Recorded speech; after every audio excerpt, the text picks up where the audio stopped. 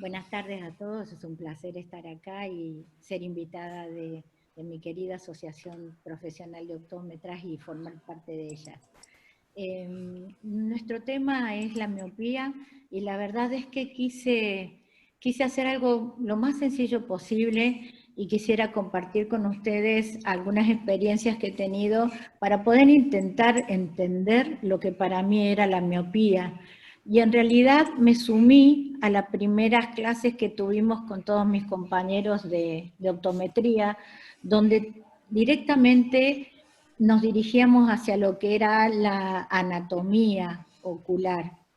Y de internet bajé estas imágenes que me parecen muy lindas, donde estoy absolutamente segura de que todos conocemos las capas y que hemos visto varias clases en las que hemos entendido claramente la forma del globo ocular y las capas que tiene, pero me voy a tomar el atrevimiento de señalar la esclera, abajo de ella hablar de la coroides, que realmente es la fábrica que nutre al globo ocular, que le da temperatura, una capa de grandísimos vasos, y debajo de ella me quiero detener un poco en la retina, que es el primer eslabón que sufre los avatares que trae la miopía. Cuando nosotros estudiamos el globo ocular, siempre lo estudiábamos con una córnea de un poder de 43 dioptrías, con un, con un lente natural de 20 dioptrías, que es el cristalino, y decíamos que entre el humor vítreo, esa masa gelatinosa, mesodérmica, llena de nutrientes, entre él y el humor acuoso, tenían una dioptría más, entonces el poder total dioptríco del ojo era de 64 dioptrías. El tema es que con el tiempo, como después vamos a ver, posiblemente pudimos encontrar a pacientes que tenían más curvatura en la córnea o que tenían diferente largo axil, y por eso empezamos a estudiar esto que le llamamos miopía. Miopía, donde nosotros pensamos que si nos ponemos a leer lo que podría ser la miopía, podríamos decir que de todos los refractivos, los errores refractivos se miden dioptrías, que es una metropía mediante la cual los rayos que vienen del infinito focalizan en un punto, vos tenés charla. Sí. focalizan en un punto anterior a la retina, y que justamente debe ser corregida con lentes negativas, porque alargan la imagen hacia el punto donde nosotros queremos ver. Y eso hace de que esta imagen de este paciente pueda tomar el tamaño que realmente necesita. ¿Por qué razón me dirijo tanto a la retina?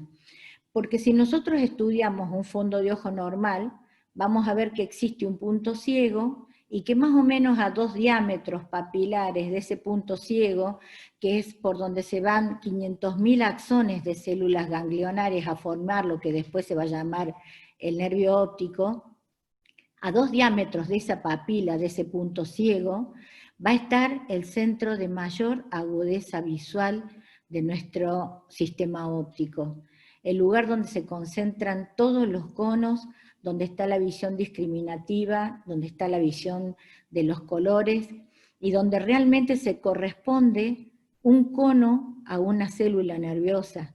Por eso, de esa manera, esa célula ganglionar va a viajar dando una perfecta imagen.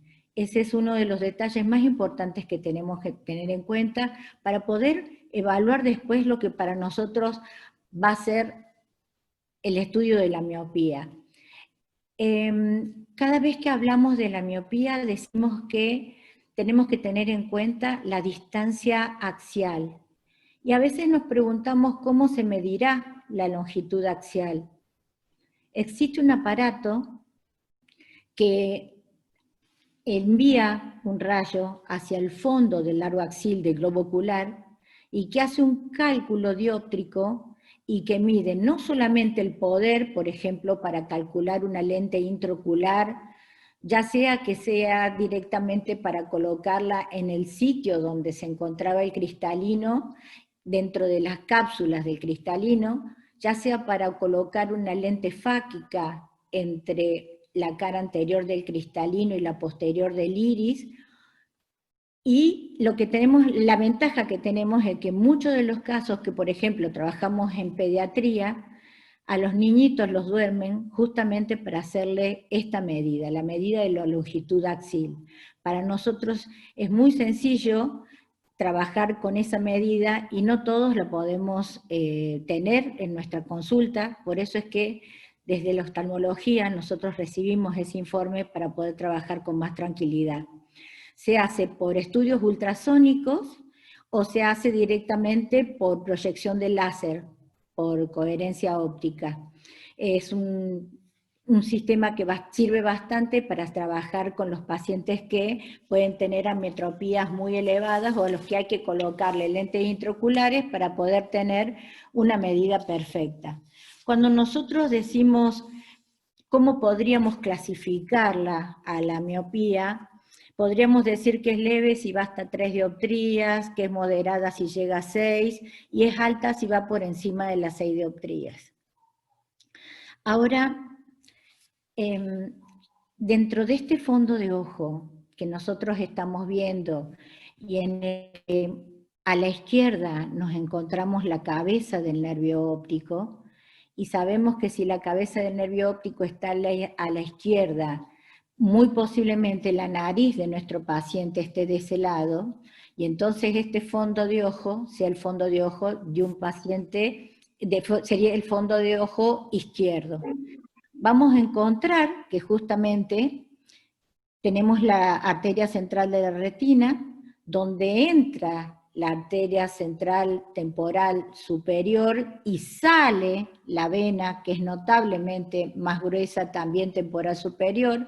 Exactamente lo mismo pasa con la arteria y sale la vena temporal inferior, y lo mismo ocurre con la arteria y las venas que son nasales. Cuando nosotros miramos este fondo de ojo y decimos un fondo de ojo normal, es porque tenemos una excavación fisiológica bien blanquecina, porque se ven perfectamente definidos los bordes, y porque, como decíamos recién, al calcular los diámetros, este diámetro papilar, e imaginar dos diámetros papilares, vamos a encontrar este lugar que es tan pero tan delicado, donde donde va a funcionar toda nuestra imagen de lo que vemos directamente con nuestra fijación, de lo que vemos con el mirar al frente, ¿sí?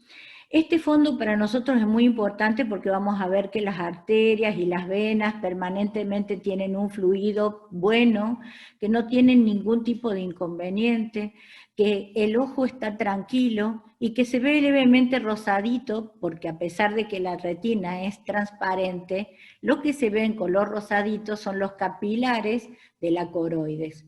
Es más, la mácula, por supuesto, no está irrigada, sino que se nutre por la inhibición de la coroides, porque si no, no veríamos tan perfecto con ese punto tan delicado.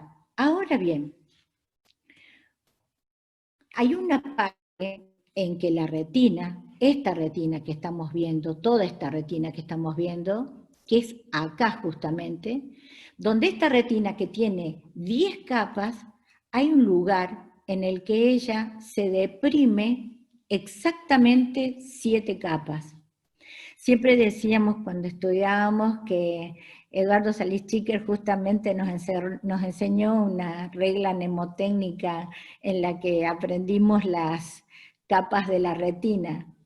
Y decíamos pic valé, graplé, graplice, filí, porque era el epitelio pigmentario, los conos, los bastones, las células, perdón, tuve las células, las limitantes externas, las plexiformes, la limitante interna. Bueno, así fue como fuimos aprendiendo todas las capas de la retina. ¿Qué pasa acá? Acá se nos deprime exactamente 7 capas. La retina pierde 7 capas. Quedan solamente 3.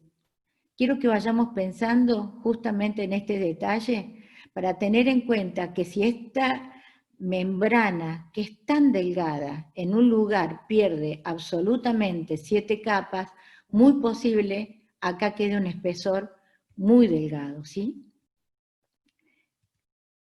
Este es el globo ocular que nosotros conocemos como ojo normal.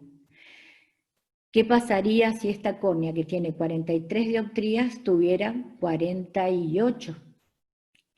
Podríamos decir que este paciente tiene una miopía de curvatura.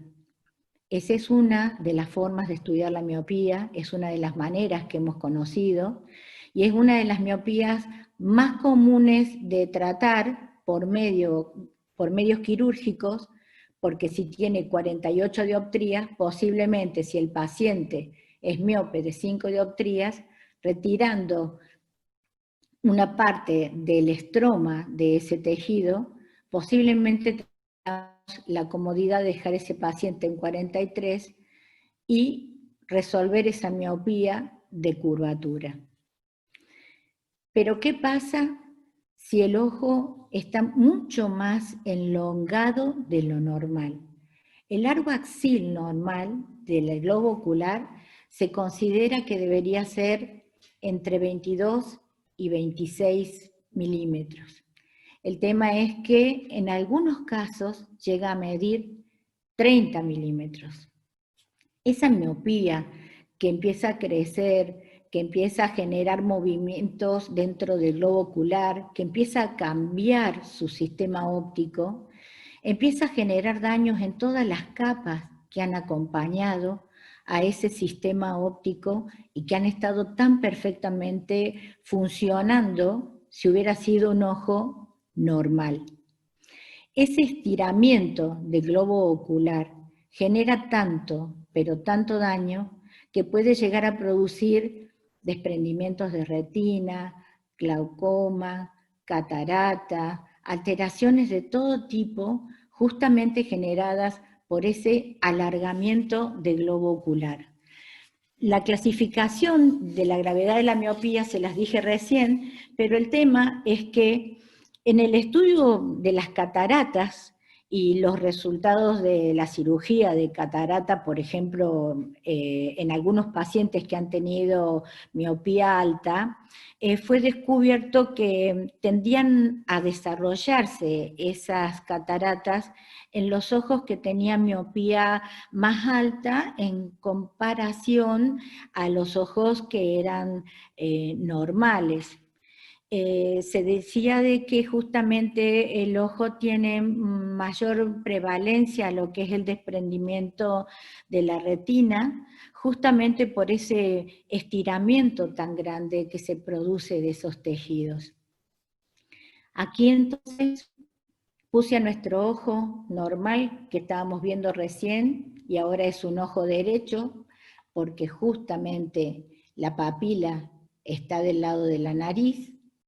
Y si comparamos este ojo con el que está al lado, vamos a ver que los vasos que veíamos recién muy tranquilos y muy cómodos, viajando por la superficie de ese tejido, se estiran muchísimo.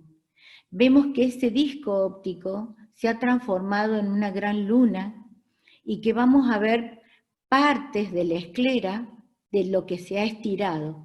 Esto se llama estafiloma posterior. En otras slides los van a ver como medialunas ópticas porque solo se ve alrededor de la papila el daño realizado, se ven los tejidos que empiezan a desaparecer, alrededor de la papila. Es tan importante este estudio de la miopía que a veces cuando nos ponemos a leer algunos datos biográficos, nos encontramos con que hay resultados que son increíbles. Por ejemplo, el glaucoma. Más o menos el 4.2% de los ojos con miopía leve suelen generar glaucoma, lamentablemente. Muchas ametropías están ligadas al glaucoma, pero también la miopía. Hay 3 puntos básicos que son muy, muy importantes para evaluar o prevenir lo que sería esta patología desde lo que serían las edades tempranas, ¿no? Uno son guardar la distancia adecuada con las pantallas, otros son mantener una buena iluminación en el ambiente, reducir el tiempo de exposición a los dispositivos tecnológicos también. Y cada vez que trabajamos con la miopía decimos que la dioptría es nuestra unidad de medida. Y cuando sacamos el cálculo decimos que es 1 sobre F. Y si F es el foco y 1 es la unidad, nosotros acomodamos una dioptría a 1 metro, y 1 metro son 100 centímetros. Cuando una persona ve nítido a 25 centímetros, muy posiblemente sea un miope de 4 dioptrías, porque 100 dividido 25 es 4. Vamos a poder ver posiblemente un niño que está trabajando con mucha comodidad a 25 centímetros, y nosotros tendríamos que hacer un estudio para evaluar si verdaderamente no es miope, porque casi todos ellos deberían alejarlo un poco más del rostro, y en realidad todos los niños están comiendo el celular. El tema es que un aumento son 4 dioptrías. Es exactamente lo mismo que se tendría que poner una persona hemétrope con una lupa para hacer el foco a 25 centímetros y ver cómo ve un miope de 4 dioptrías. Esto significa que esa persona está haciendo un esfuerzo increíble para intentar ver nítido y sentirse cómodo. ¿Por qué? Porque después de esos 25 centímetros hacia el infinito, va a haber borroso, va a haber muy borroso. Entonces, el sistema óptico se va modificando en la medida que va pasando el tiempo, y nosotros tenemos que evaluar cómo están trabajando nuestros niños, pero también tenemos que evaluar cuántos pacientes ya estamos atendiendo que son adultos y que necesitan resolver su problema de miopía. La pregunta del millón: ¿cuántas pacientes que son mamá tenemos nosotros en nuestra consulta que son miopes, que utilizan lentes de contacto o que tienen anteojos? Muchas de ellas son miopes patológicas. Muchas de ellas son miopes que han pasado las 6 dioptrías de graduación y que posiblemente están embarazadas y van a dar a luz. Uno de los datos para tener en cuenta es que siempre recomendemos a nuestras embarazadas que por favor comenten con su médico obstetra y con su médico oftalmólogo si realmente pueden dar a luz por un parto normal o si tienen que ir a una cesárea programada, ya que el esfuerzo enorme de dar a luz puede generar un desprendimiento de la retina.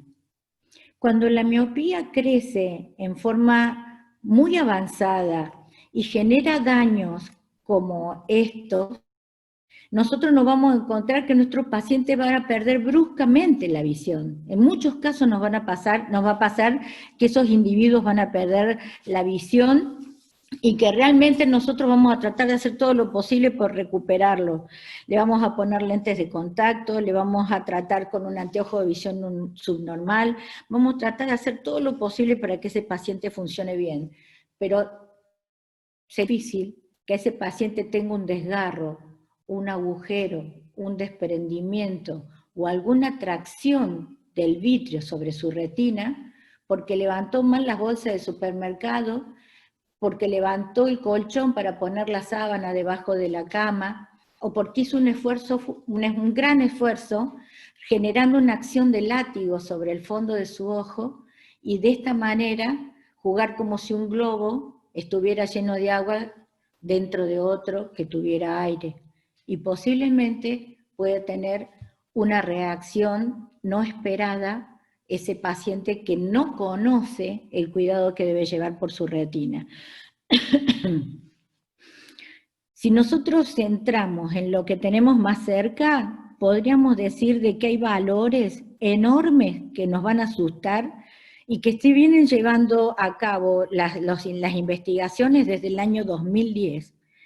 Se calcula que más o menos, por ejemplo, en Europa, 227 millones de personas van a sufrir de miopía dentro de muy pocos años, y que ya para el año 2050 se calcula que va a haber 416 millones de miopes en Europa.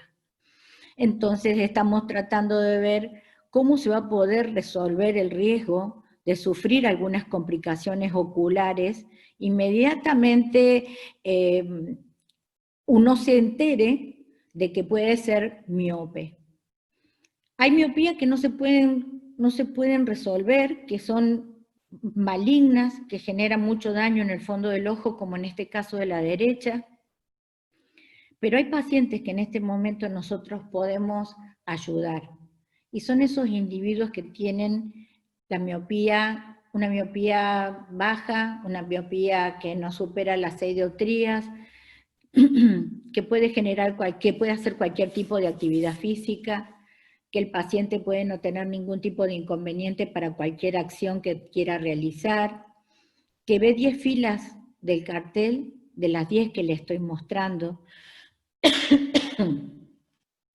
Eso genera, discúlpenme por favor, que cualquiera de esas alteraciones que puede tener un paciente que pasa las 6 dioptrías pueda generar esta maculopatía miópica o esta degeneración miópica que estamos viendo.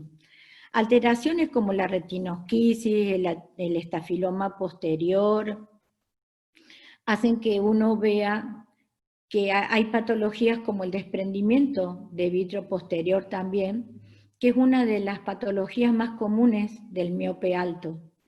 Entonces, cuando nosotros nos vamos a la forma de pensar en cuál sería la manera de poder empezar a resolver el problema de los miopes, decíamos que como en primer lugar tendríamos que cambiar el estilo de la vida, porque los bebés tienen 6 meses y ya le damos de sonajero el celular. Esos niños, para calmarlos, están permanentemente jugando con el celular. Lo sabemos absolutamente todos, está clarísimo, pero en realidad me gustaría que tuviéramos en cuenta ese detalle para que realmente habláramos con la familia y que ellos entendieran que se trata de una historia grave, de que esto puede tener inconvenientes serios. Nosotros sabemos que todos los niños nacen con 2 dioptrías de hipermetropía, pero si se le hace un estudio oftalmológico, retinoscópico, optométrico en paciente recién nacido, y en vez de ser miope de 2 dioptrías, es un paciente neutro, estamos absolutamente seguros de que con el crecimiento de ese globo ocular, ese niño se va a hacer miope. Del mismo modo ocurre si estamos en los primeros años de edad y ocurre una situación parecida a la que acabamos de hablar. Hay diferentes formas de resolver la miopía, con lentes bifocales o multifocales, con lentes de contacto y ortoqueratología, con agentes farmacológicos como son la atropina, que en una fórmula magistral se reduce la porción al 0,01%, y entonces también es una forma para resolver en parte el tratamiento de la miopía. Y el tema de las lentes de contacto blandas multifocales, que justamente funcionan también, están empezando a funcionar muy bien.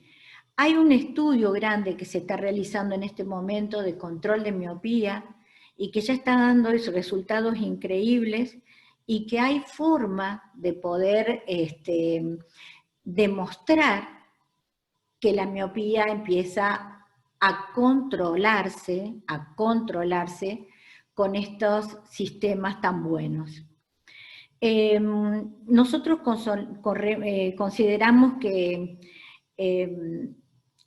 se define normalmente a la miopía como un estado refractivo del ojo en el que la luz focaliza por delante de la retina, y como bien sabemos, la miopía puede ser axial, como dijimos recién, refractiva, que es refractiva como la potencia lo dice, y eso da lugar a una visión borrosa cuando el objeto está lejos, pero depende de la graduación para corregir este defecto refractivo. Cuando nosotros ponemos una lente divergente, una lente negativa, hacemos que los rayos lleguen justamente a la retina y no antes de ella. Imaginemos cómo ve un miope de 10 dioptrías, sumamente enorme es la imagen. Entonces, si nosotros colocamos la lente de menos 10 dioptrías, al paciente esa imagen que es enorme y que la tiene como un microscopio tan cerca de la cara, se le va a alejar el foco para poder ver más chico y más nítido hacia lo lejos. En la aparición de la miopía hay varios factores que juegan un papel súper importante.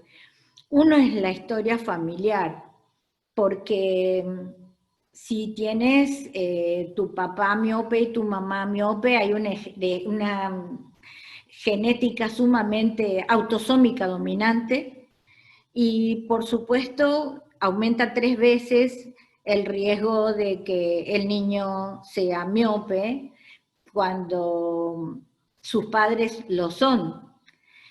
Cuando uno de los padres lo es, mejor dicho. Si los dos papás lo son, aumenta 6 veces el riesgo. Otro tema también es cuando el error refractivo está asociado a la edad. Ahí es cuando la miopía directamente se desarrolla en la edad más o menos a los 27 años, y ahí es cuando nosotros ya no tenemos tanto inconveniente para tratarla. Muy a pesar de que estos modos de tratar la miopía, como les estaba diciendo acá, se pueden usar generalmente en niños, también se puede usar en pacientes adultos. La señora de Eduardo Salichiker en este momento está con una lente de ortoqueratología. Ella es una miope baja, pero tiene la ventaja de que algún día a la semana se quita la lente y ella ve sin ningún tipo de problemas y se siente cómoda, y cuando siente que el defecto refractivo empieza a aparecer de nuevo, ella se vuelve a colocar la lente de ortoqueratología de terapia refractiva nocturna. Dentro de lo que nosotros estamos viendo en la profundidad de foco que tiene cada paciente, si el niño tiene miopía y está trabajando viendo nítido de cerca y borroso de lejos, la profundidad de foco extendido de las lentes de contacto que se están haciendo de muchos laboratorios en este momento funciona muy bien, porque hacen que el niño vea nítido de cerca y también vea nítido de lejos. Esto me lleva a decirles que no solamente el lente de contacto es la única solución para corregir la miopía. Tuve el gusto de trabajar, me invitó a trabajar la gente de Internacional Óptica con unos lentes que hicieron para una paciente Down nuestra, en el cual hicieron un anteojo con un cristal negativo, pero al cual le dieron profundidad de foco dentro del centímetro que tenía su foco pupilar. Este centímetro del foco pupilar tenía la graduación perfecta en la visión lejana, y hacia la periferia, tanto en el norte, sur, oeste y oeste, esa paciente tenía una degresión de 2 dioptrías. Funcionó realmente muy bien. En los pacientes que son altos miopes, también estamos trabajando con multifocales. El multifocal también nos da la tranquilidad de que el niño va a trabajar en visión próxima y que se va a sentir cómodo. Otras personas también me ofrecieron, y no es por hacerle publicidad a nadie, sino sencillamente para hablar de que existen posibilidades de hacer anteojos con degresión miópica cuando nuestro niño no está usando el lente de contacto con foco, con profundidad de foco. Perdón, se me cortó acá, algo pasó. Las lentes de contacto blandas son de un manejo muy bueno para la miopía, porque tienen un proceso reversible que no es invasivo, son más fáciles de adaptar, son sumamente inteligentes los niños, son cuidadosos de sus ojos, pero es muy importante que nosotros conozcamos quién va a usar la lente de contacto cuando decidamos ponérsela, ¿verdad? Tenemos que decir que hay aspectos que son muy importantes en relación al padecimiento que tiene ese paciente. Muchas veces nosotros le preguntamos a los padres si nos dan la posibilidad de poder hablar tranquilos con sus niños cuando hacemos el manejo de la miopía, porque a veces son los padres los que hablan y no precisamente el niño el que comenta si tiene el deseo de usar la lente de contacto. Yo les digo que los niños piden la lente de contacto cuando están lo suficientemente maduros para adaptarse a ellas. Si el niño no la pide, es muy difícil que nosotros podamos obligarlo. Sí pueden traer al niño a nuestra consulta para que nosotros comentemos con él y le entusiasmemos la posibilidad de que él pueda usar las lentes. Dentro de lo que del sistema que nosotros trabajamos con una lente de contacto, es que tratamos de lograr en todos los casos la binocularidad. En muchos casos encontramos niños que son muy anisométropes, que tienen diferencia de graduación muy importante entre un ojo y el otro. Y eso hace que vean en planos, porque pierden lo que es la visión binocular. Entonces ven con un ojo muy muy cerca y con el otro más lejos. Eso hace que ellos necesiten la lente de contacto porque muchos de ellos no toleran todo el poder de esa gran aniso, diferencia, metropía, medida, de esa gran diferencia de medida que tiene de graduación entre un ojo y el otro. Cuando esa medida es grande, del mismo modo va a tener una imagen diferente en el fondo de su ojo. Van a tener una imagen muy grande de un ojo y muy pequeña del otro, difícil de fusionar. Entonces, las tres dimensiones, la estereopsis, es difícil de corregir en un niño con un anteojo aéreo. Se van a sorprender cuando coloquen la lente de contacto en este tipo de pacientes, porque ellos van a resolver inmediatamente su problema refractivo y se van a sentir increíblemente cómodos. Cuando le hacemos el test de Butterfly para que los niños encuentren en el test de estereopsis, cuando le ponemos el anteojo polarizado en la carita y ellos miran la mariposa que sale del test del Butterfly, es increíble el cambio que hacen de carácter. Ellos enseguida consideran que tienen la posibilidad de poderse adaptar. Creo que los padres a veces sin querer podemos cometer el error de cambiarles la forma de pensar porque para nosotros puede ser más cómodo que use un anteojo a que tenga que usar el lente de contacto. Pues se sorprenderían de saber que muchos niños son muy cuidadosos que los propios padres que también pueden tener el mismo inconveniente. Por eso digo de que dentro de lo que es la adaptación del lente de contacto en esta metropía tan grande que es la miopía, seguramente nos vamos a encontrar con la sorpresa de que este niño puede funcionar muy bien. Lo mejor que se puede hacer para frenar el avance de la miopía de un niño es programar los exámenes oculares anuales, porque el profesional de la visión va a poder controlar cuánto están cambiando los ojos y a qué velocidad lo están haciendo.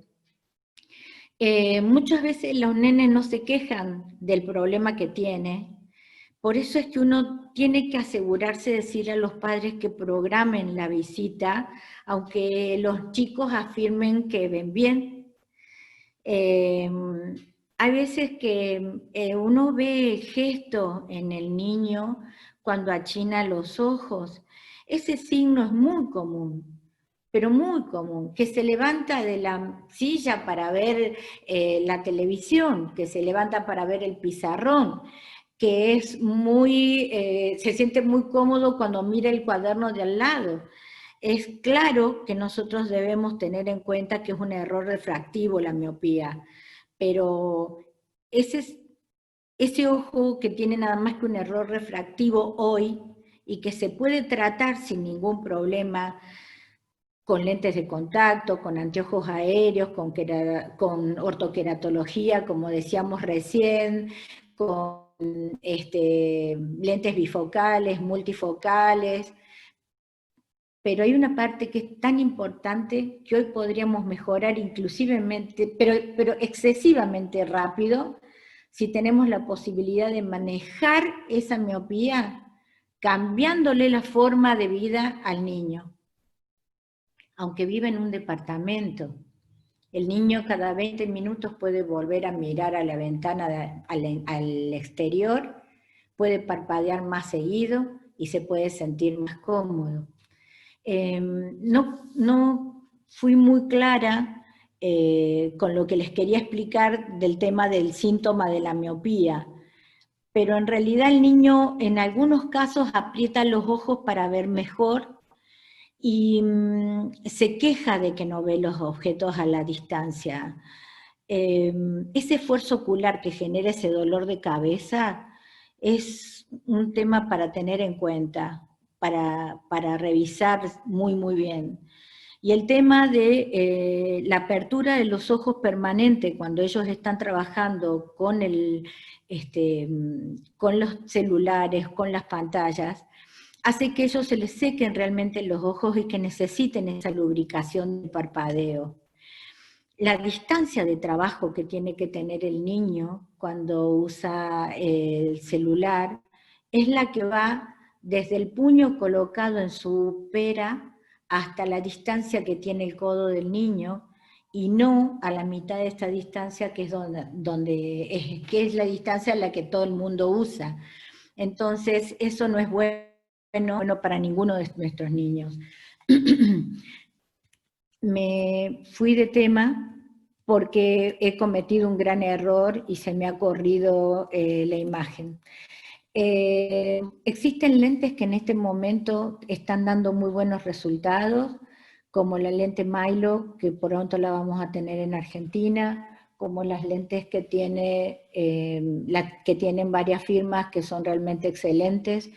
Hay estudios que estiman que la miopía va a aumentar increíblemente, decíamos recién, para el año 2050.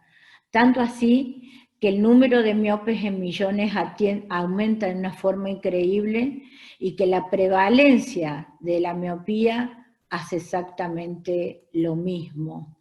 Se calcula que en este momento del 21 se va a ir al 54% en la parte de Europa Central, al 50% en Europa del Este y al 56% en Europa del Oeste. Más o menos van a ser 353 millones de personas que van a padecer miopía en un futuro no muy lejano. ¿Por qué es tan importante reducir la miopía? Porque se genera todo lo que les mostré al principio. La retinoclisis, el estafiloma posterior, la degeneración en empalizada, el desprendimiento de vitrio posterior.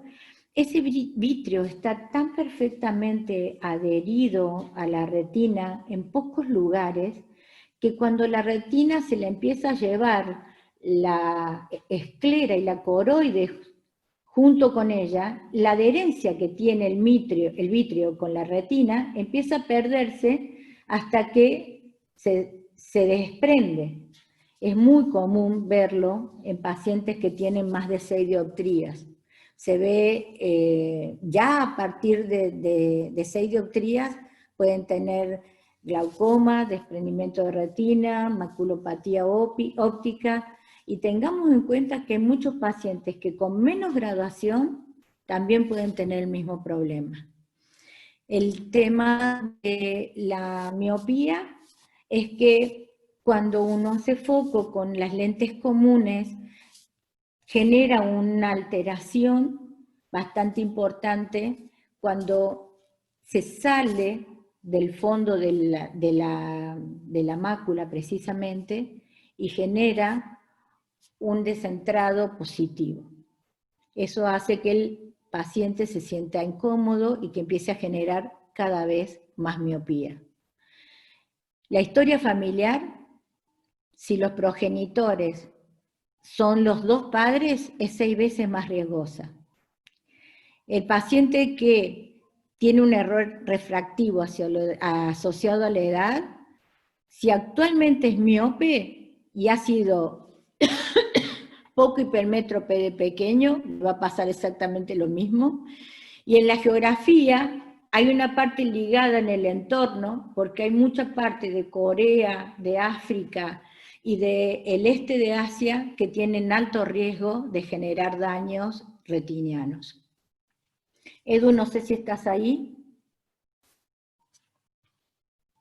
Sí, Sabrina, acá estoy. Quería decirte que como cometí el error de mezclar sin querer Las los filminas. slides, sí, me gustaría pasar directamente a las consultas, a la charla, porque cometí un error de mezclar los slides y me di cuenta mientras estaba dando las charlas. No te preocupes, no pasa nada. Sí, tengo acá un par de preguntas, si te parece. Con mucho gusto. Mónica nos pregunta si hay alguna contraindicación para el uso de lentes de contactos en niños. Ninguna contraindicación. La verdad es que nosotros trabajamos con niños hace muchos años y siempre y cuando los padres estén dispuestos a acompañarlos en esta cruzada, no tenemos ningún inconveniente. Inclusive en este momento de pandemia estamos trabajando con mucha seguridad. Las mamás siguen colocando el lente de contacto, sobre todo en los niños que son áfacos y que en este momento un minuto, un instante es gravísimo. No tenemos ningún problema de adaptar lentes de contacto en niños, ni en hacer terapia refractiva nocturna, ni en colocarle lentes que tienen desenfoque periférico. Ok. A mí me gustaría, Sabrina, que podamos definir o podamos clasificar la miopía en fisiológica y patológica. Y si vos pudieras dar detalles sobre esa clasificación, por favor. Tal cual. Se considera una miopía fisiológica a esa ametropía que a nosotros nos da la posibilidad de leer 10 filas de las 10 que nos muestra el cartel de optotipo, que no supera las 6 dioptrías de valor, que no genera daño en el fondo del ojo y que el paciente puede hacer una vida totalmente normal.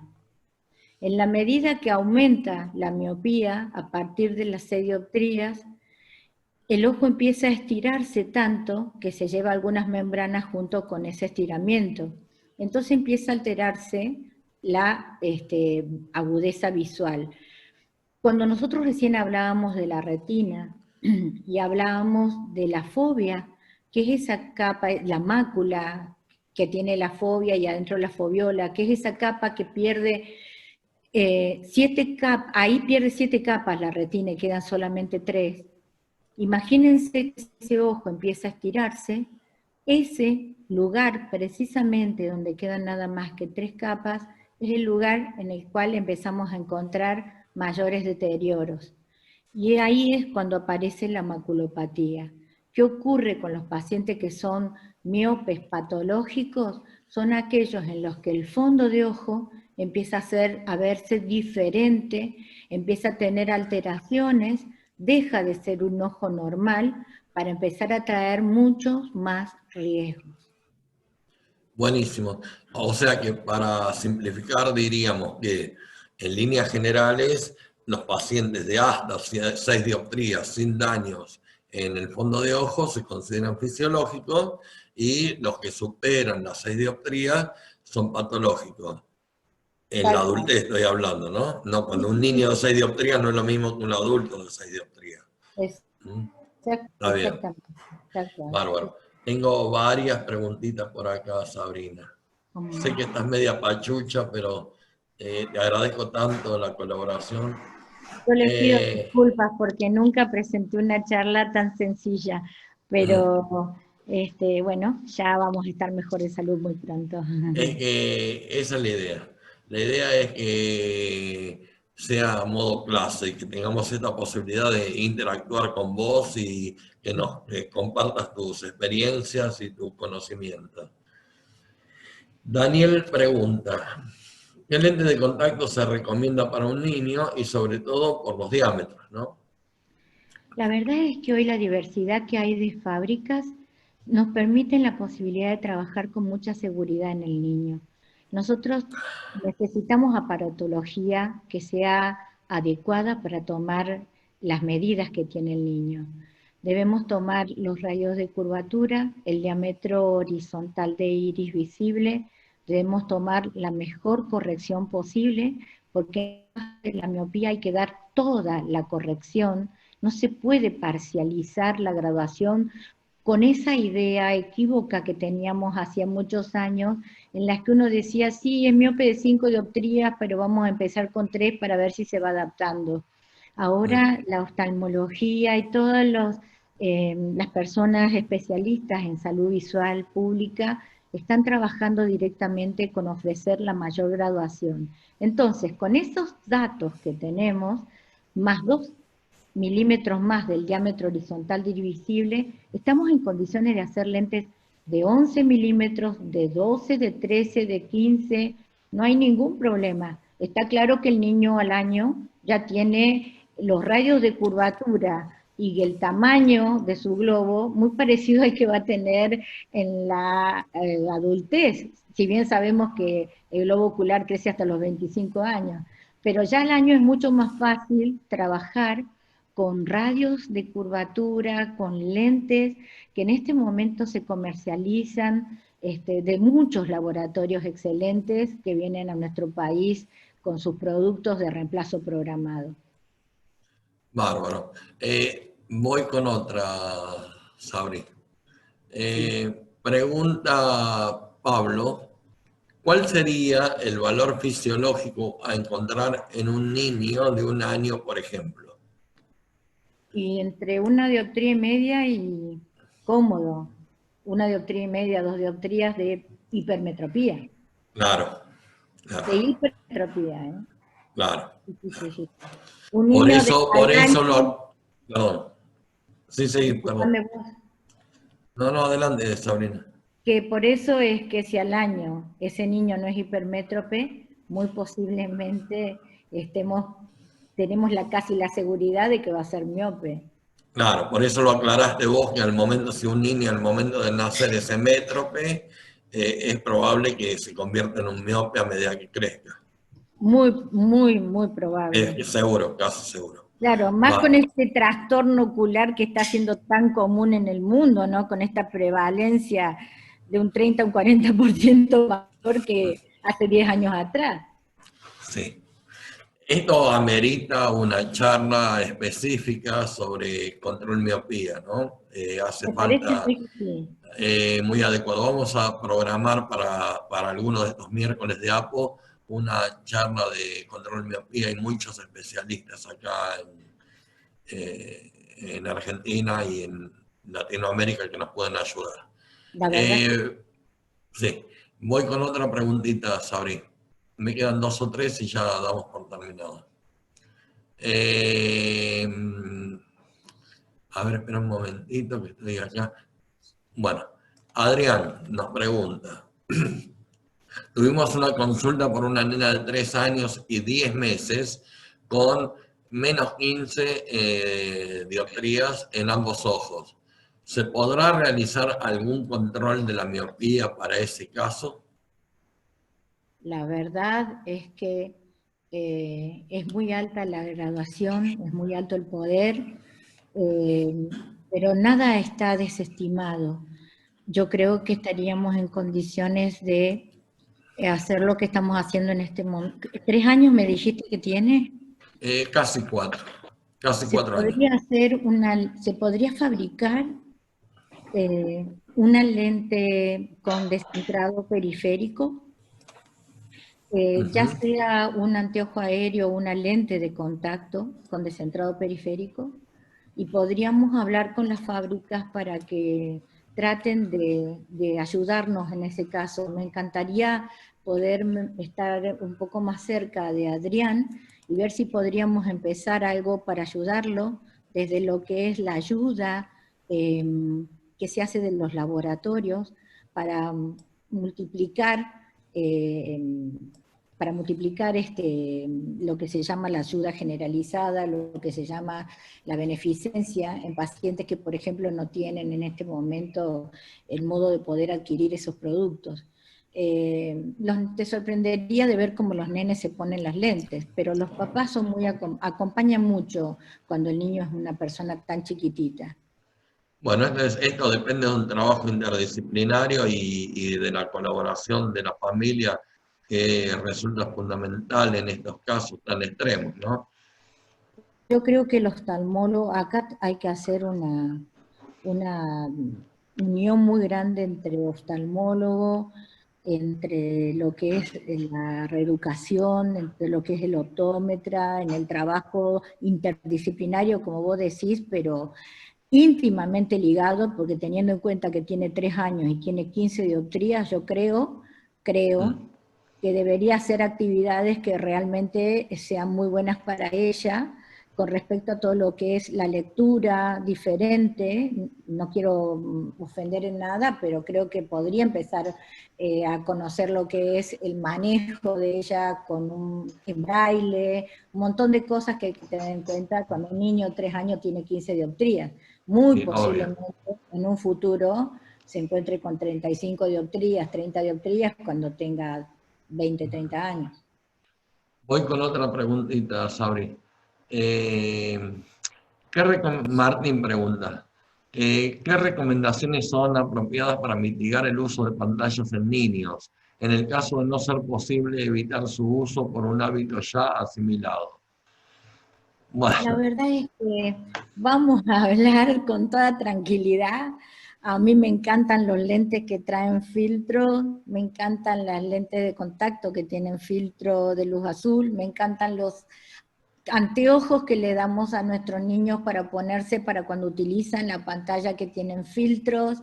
Yo creo que hoy tenemos que empezar a tomar conciencia nosotros y estar convencidos para poder hacerle entender o para poder hacer que los padres, los maestros, los ministerios sean cómplices de este acto de poder darle un filtro que corresponde a un niño que lo necesita cuando está trabajando con una pantalla.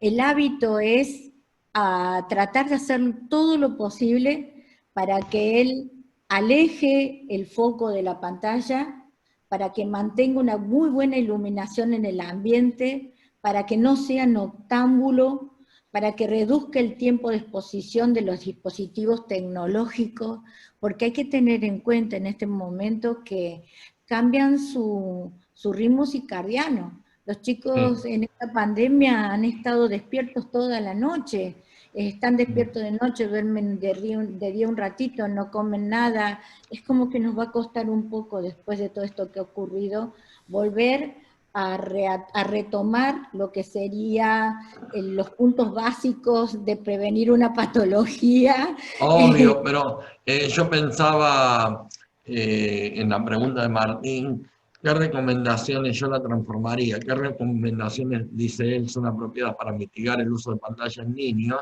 Es la misma recomendaciones que para que un niño no te cruce la calle solo, digamos. O sea, los Claro. padres ahí son los que tendrían que establecer los límites y es un tema cultural y social que hay que hacerle saber bien claramente a la familia y a todos los que intervienen en la educación y en el cuidado de la salud general.